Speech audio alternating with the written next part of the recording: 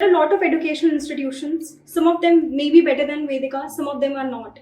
But how do they treat students is one of the major criteria of why a student should get into that organization. Vedica does not treat its students as commodity. They treat students as valuable individuals who will grow and create an impact in the world. And that is what Vedica is all about. That is what the education at Vedica is all about.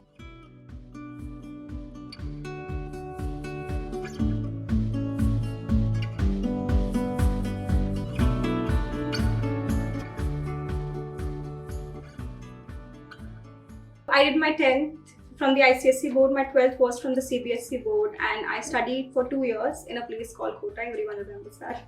Like, everyone knows the story of what happens in Kota. It was the same for me, the whole pressure of performing. I failed to perform. Thankfully, I got into a government college, at least for a middle class parent, for the child to get into a government college, if not IIT or NIT, is seemingly appropriate.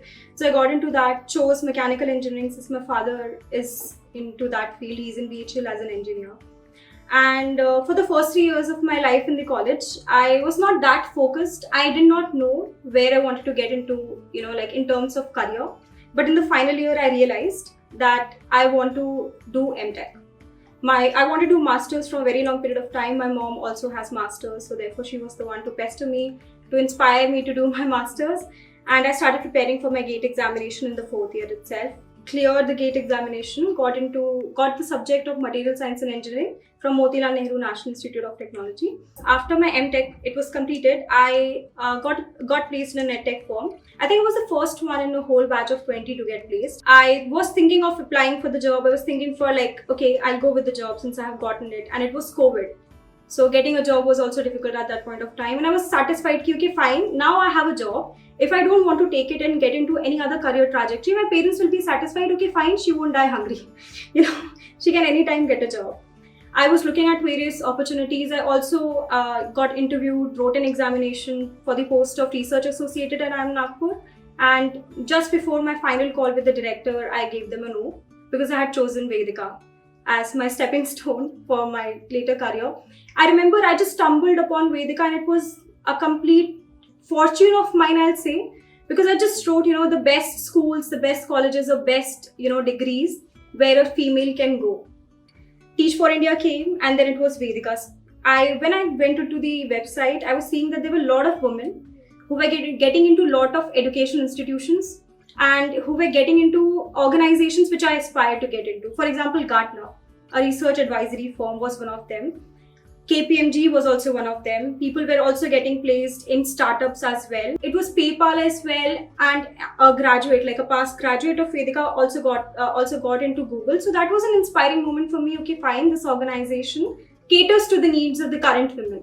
They just don't want to get educated. They just don't want to get skilled. They need a place for practicing that skill as well. And that is what Vedica provided. I joined Vedica. The most important reason also was that there's no domain specialization. I wanted to explore. I knew that I do not want to get into HR, but I also did not know where I wanted to get into. And I think that's what different courses did to me. I wanted to get into product management initially, later realized, okay, fine, I don't want to get into that much of a tech.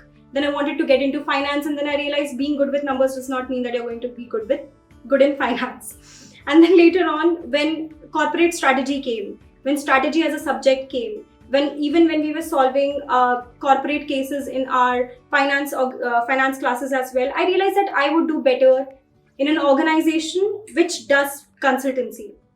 And that is where I'm going into right now. I've gotten into the KPMG Global Services, and my department is going to be research and advisory. What we do is we cater to the research needs of Europe and USA team of KPMG. For example, any CSR project of US team is to be implemented, and we will find out which projects will be more feasible and will be more relevant to the team of US. So that's what our task would be like. What I like about KPMG is that you can switch between departments as well. So as you grow and as you realize your own potential, as you realize your own interest, you can switch between departments. And that is what I'm looking forward to learn from different departments, to get into my role as a consultant and later on to just navigate the spaces and grow in the same organization, because I really believe in what it is doing. I was traveling to my best friend's place. I was in an auto. I was not using my phone. I was not checking the WhatsApp, and then my roommate called me and she said, "You got placed." And then I looked. There was a moment of silence in my heart, so I was very calm at that point of time. I was like, okay, fine, it happened. Like, it had to happen, but it happened. And then after a moment, I called my father, and he was extremely elated when he heard about the organization. So he did not ask about my package. He did not even ask about where I'm going to go, the location of my place, where I'll be placed in terms of location. But he was extremely very happy of the organization that I was getting into. Later on, after talking to my mother, she was very elated, and she mentioned that this is just the beginning, obviously, of my career. And if it is at a top global 4 organization, then that would definitely add a lot of credibility in terms of my resume.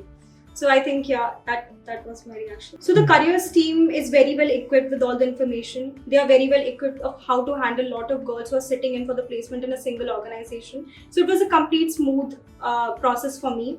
Also, when it comes to the KPMG team as well, who were handling my placement sessions, it was a great process. My interview went really good. The people who had come over there, I learned a lot from the people who were interviewing me as well. Vedica as an organization is not only diverse in terms of lot of women coming from lot of regions, but also in terms of the genders, the sexualities, the kind of identities that they identify themselves with. And that's what brings empathy in us. So the next time when someone is sharing their stories, what do people want? They want to be heard. They want to be listened to. And that's what Vedica gives you. When I came at Vedica, when I started studying, when I started interacting with people, I learned the art of listening. I knew that if I'm over here, I need to take the maximum out of what people have in their own. And those were the experiences that an all-women's college can give to you.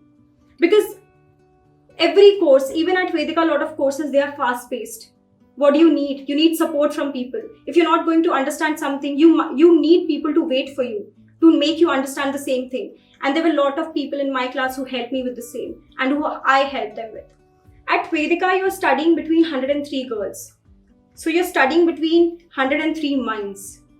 And those minds are brightest.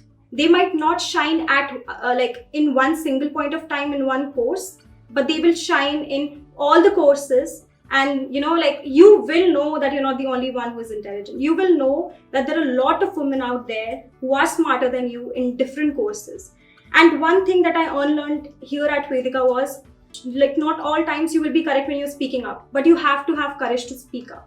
You need to be visible to the teachers, to your classmates, etc. Because that will only give you confidence at the end of the day. When you're visible, when people are coming, they acknowledge that you're good in this subject. So there were a lot of the people who have come in the next batch, in the 8th batch, they had a conversation with me, and I told them one thing: always speak. I mean, if you cannot learn to speak at Vedica, where the girls will not ask you to shut up, where the professor will not say that you're wrong, where the girls will not interrupt while you're speaking, I don't think you'll be able to learn anywhere else. So Vedica taught me to speak. Vedica taught me to speak my mind. Vedica taught me to give answers. My biggest learning at Vedica is to persevere, to do hard work. There will be no substitute for hard work. You cannot substitute hard work for any quality or any capability that you own or that exists. I have seen a lot of people growing at Vedica, and it is out of the sheer will, determination, and the add-on hard work that they put in every day. And also the hard work that Vedica puts on the students. There are initial classes of English learning for students who are not that well versed in oral English. And that is the kind of effort that Vedica puts into the students, to the girls, to make them career ready. And this is the kind of hard work that an organization as well as the students are putting in creating the students into top-notch business performers. Currently, we are undergoing public policy course by Center for Civil Society. And in that, it was said that businesses do business for profit making.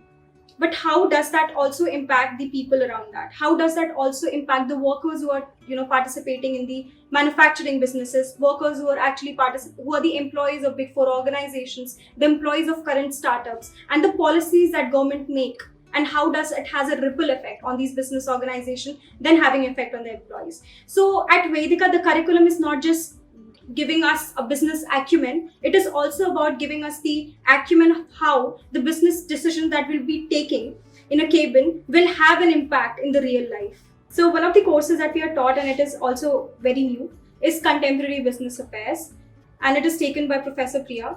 The best part about that course and how it helped me was it inculcated in me a long lost habit of reading newspapers.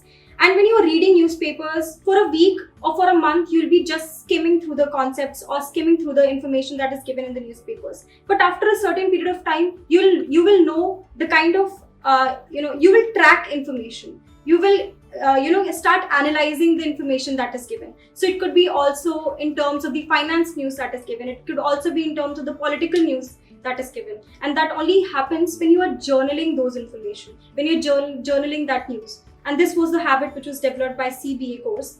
So I'm very thankful for it. One of my favorite memories is my roommate calling me and telling me that you need to get to the hostel ASAP because you have been placed and there are a lot of people who are banging your door and who are coming to congratulate you. And that just struck my heart. And this is what Vedica is. They will celebrate you. They will celebrate you when you give them the reason to celebrate. They will even celebrate you when you do not give them the reason to celebrate. And this is what sisterhood is all about. There are a lot of educational institutions. Some of them may be better than Vedica, some of them are not. But how do they treat students is one of the major criteria of why a student should get into that organization. Vedica does not treat its students as commodity. They treat students as valuable individuals who will grow and create an impact in the world. And that is what Vedica is all about. That is what the education at Vedica is all about. Because this organization will give you ample number of opportunities to grow in terms of your personal development, in terms of educational development, in terms of your personality.